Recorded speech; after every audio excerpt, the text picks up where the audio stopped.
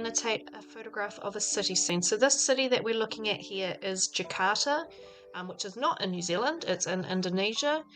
I'm going to make notes about this photo, and that is what annotate means basically. Annotate means to scroll down things, thoughts, observations that you've made, and I'm going to use the white space for you. You'll be using a piece of paper or drawing it on the board as a class. But the reason that we do this is so that we can notice details and ask questions about the photo. It helps us understand the geography of the place. It helps connect the photography to the geography and tells us how people live and use that area. And by annotating this, we can think critically about what we're looking at rather than just passing over it. By annotating it, we're analysing it a little bit further. So when we analyse a photo, we're looking for details. We're looking for things that are not just passing thoughts and moving on. So for example, if I was to show this to one of my classes, one of the first things they might say is it's a city, and they might want to just leave it there.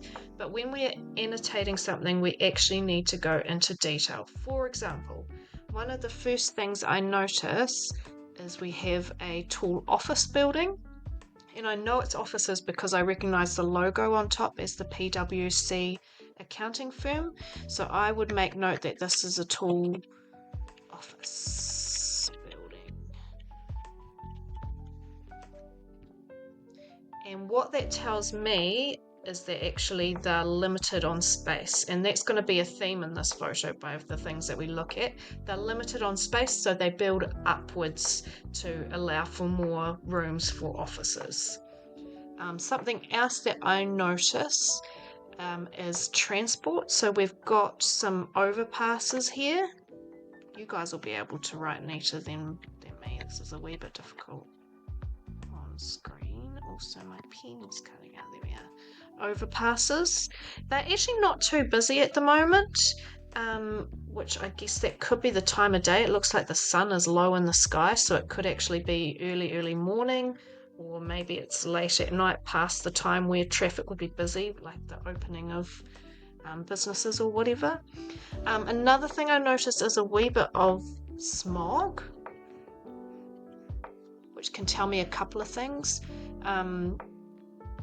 It could be from traffic, or it could be industrial zone, so I can put both of those things.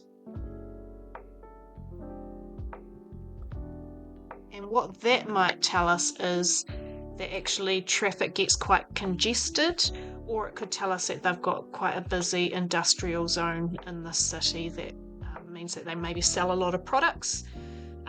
Something else I noticed is actually there is clear skies.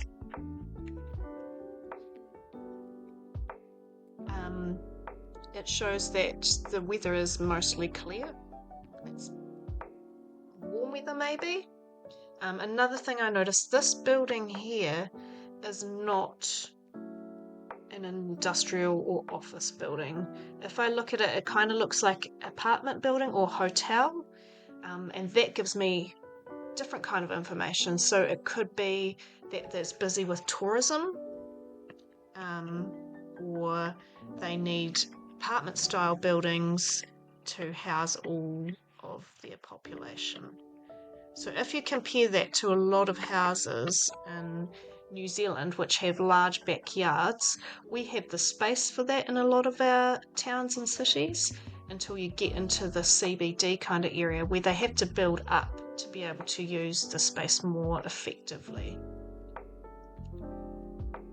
So a few things that we can notice about this photo is that there's high building density. That means that there's a lot of buildings built close together.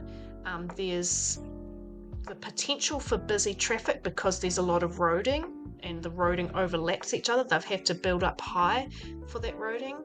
Overpasses and busy streets mean that it's important for that city to build transport systems that work to manage traffic.